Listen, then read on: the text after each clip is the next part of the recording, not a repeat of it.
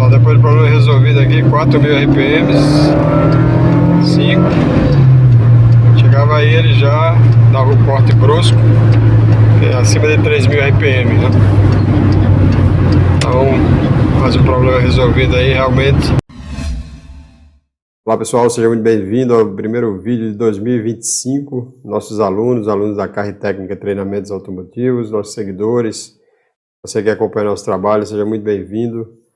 Mais um ano, né, que chega aí pela frente, mais oportunidade de a gente realizar nossos planos, nossos projetos. Eu espero que Deus possa abençoar todos. Então pessoal, vamos lá, esse veículo, eu não vou me ater aqui a qual veículo específico, porque esse problema ele pode ocorrer com qualquer veículo, certo? Em qualquer sistema, certo? Então, não vou me ater a isso, mas sim ao defeito em si. Esse veículo chegou para nós com essa reclamação de cortes em altas rotações, certo? Então, acima de 3.000 RPM, para ser mais preciso, e de forma intermitente. Não havia falha gravada no sistema, não havia DTC. Apenas quando a gente colocava o veículo em carga, certo? Fazendo um teste de rodagem, então às vezes ele apresentava o corte brusco, certo? Acima de 3.000 RPM, às vezes acima de 4.000 RPM, às vezes a falha ocorria 2, 3 vezes, depois o motor continuava subindo a rotação, ok? Mais um inconveniente, né? Então, o que nós fizemos, baseado no sintoma do veículo, né, nós fizemos o teste de rodagem com o scanner, mas avaliando pelo sinal de rotação, ok, em gráfico, que é como a gente sempre recomenda no nosso treinamento, certo? Com o gráfico da rotação do motor não apresentava falha, mas isso aí tem uma explicação, porque como, apesar do problema estar realmente ligado ao sensor de rotação, e aí eu já vou, né, adiantando aqui, mas os detalhes a gente vai mostrar no final o que era exatamente. Mas a rotação, ela também pode ser calculada pelo sensor de fase, certo? Então não apresentava o corte pelo scanner no momento da aceleração, no gráfico não apresentava erro. Então foi aí que nós entramos com o osciloscópio, né? Então nós fizemos a ligação lá na tomada do módulo, né? A instrumentação na tomada do módulo, com o osciloscópio na tomada do módulo, pegando lá pelo sinal, né? Pelo fio do sinal. Okay? Então nós instrumentamos o osciloscópio lá na tomada do módulo, que ficava mais prático, e nós pegamos o sinal. Então veja aqui o sinal que nós capturamos. Então aqui está o sinal de rotação, nós estamos com tempo longo, porque no momento da falha era muito rápido, certo? E nós colocamos um tempo longo, que é para que no momento que ocorre essa falha, nós pausamos o sinal, né? Nós pausaríamos o sinal para tentar pegar a falha, e foi isso que ocorreu, certo? Antes de tudo, eu quero só ir para uma parte mais técnica do funcionamento do componente. Então aqui, nesses dois canais, canal 1 e o canal 2, aqui nós temos a instrumentação do canal 2, do canal 1, desculpe. Nós estamos aqui com 5 volts, que esse aqui é o sinal de referência. Aqui no canal 2, nós estamos aqui com 5 volts por divisão, então aqui é uma amplitude aqui de 12 volts. Então, para o sinal de resposta do sensor de fase, que é esse aqui, mas esse vídeo nós não vamos abordar isso, nós só estamos chamando a atenção aqui para vocês que esse sinal do sensor de fase, o sensor de fase é um sensor do tipo RAW, a alimentação dele é de 5 volts, mas a tensão de referência é de 12 volts. Então no sinal de resposta nós colocamos aqui, e você já vai saber, caso não saiba, certo? Você vai colocar 5 volts por divisão. Mas o nosso alvo é o canal 1 aqui. Então nós temos 2 volts por divisão, totalizando aqui uma amplitude de 5 volts. Certo? Então, veja que o módulo já envia 5 volts. E qual vai ser a função do sensor de rotação? Ele vai comutar esse sinal à massa. Agora, para isso, ele precisa estar alimentado. E já aproveitando aqui no nosso curso de injeção eletrônica do básico avançado, no módulo 5, Nós temos aqui os sensores, ok? E aqui na aula 3 nós temos a teoria do sensor de rotação, certo? Essa aqui foi uma aula ao vivo que nós fizemos com os alunos, ok? Então nós abordamos toda a teoria e aqui estamos exatamente com a teoria do sensor do tipo Hall. Abordamos também aqui o sensor do tipo indutivo, certo? E aqui a prática, okay? Onde aqui nós estamos fazendo o teste do chicote, certo? Fazendo o teste do chicote, fazendo o teste todo o passo a passo aí na prática, com o multímetro nesse caso aqui. Mas também, nessa aula também nós temos a análise com o scanner, logicamente, certo? Toda, na parte teórica, nós temos toda a parte de estratégia de funcionamento, ok? E aqui no nosso curso de osciloscópio, nós temos aqui também aula sobre sensor de rotação, aqui é exatamente o sincronismo do motor, sincronismo virtual, nós temos aqui o sensor de fase, sensor de rotação, né?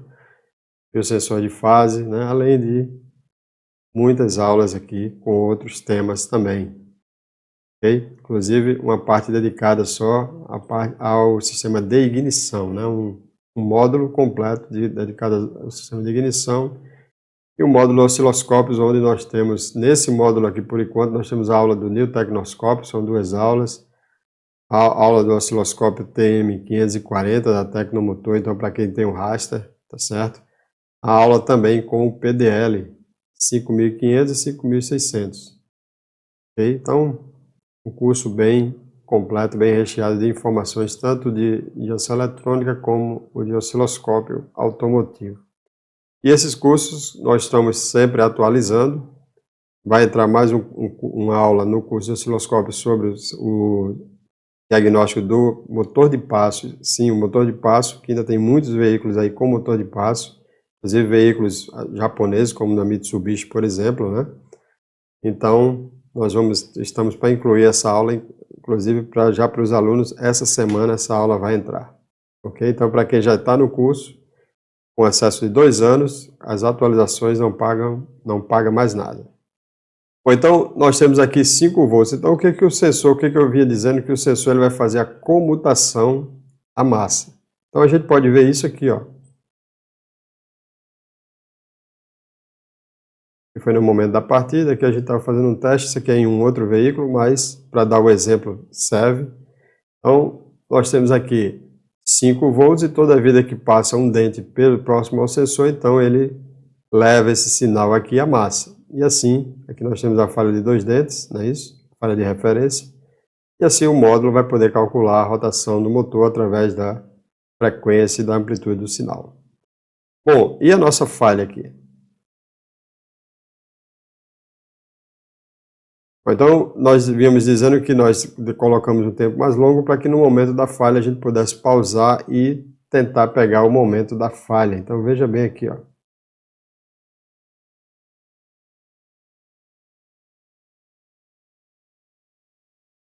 Olha só, pessoal.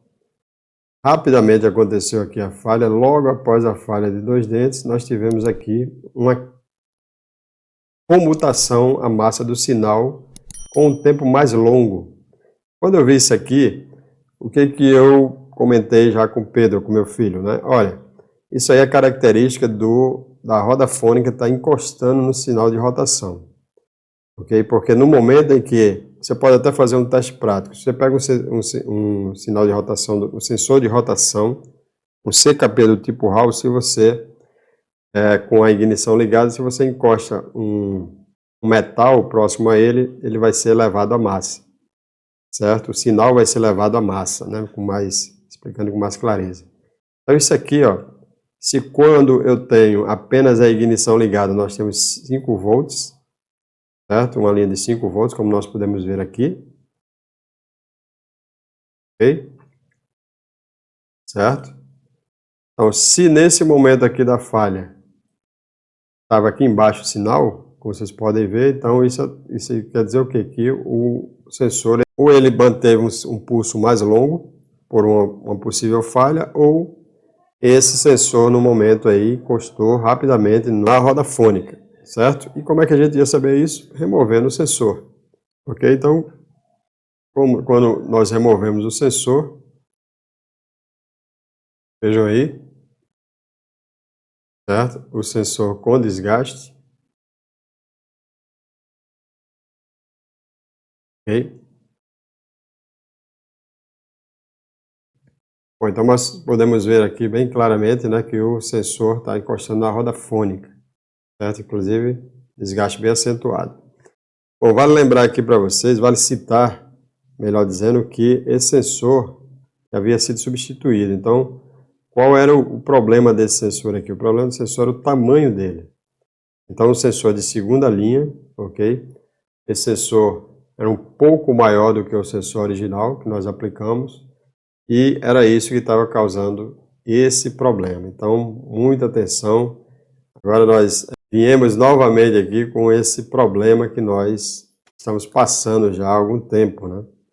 Que é a qualidade das peças. Então, o sensor era um pouco maior e isso fazia com que em alta rotação, acredito eu, devido com alta rotação, alta carga, há uma vibração maior do virabrequim. O veículo também já não é um veículo novo, com mais de 100 mil quilômetros, apesar de 100 mil quilômetros não ser uma quilometragem tão alta assim, mas já existe, já se espera que exista um certo desgaste. Então, em uma alta rotação, né, uma carga maior, ele encostava nessa condição, ok? E não era constante, né? Como vocês puderam ver lá na imagem do sinal do sensor de rotação, era uma encostada rápida, né? E depois voltava ao normal. Se a gente acelerasse o veículo lentamente, certo?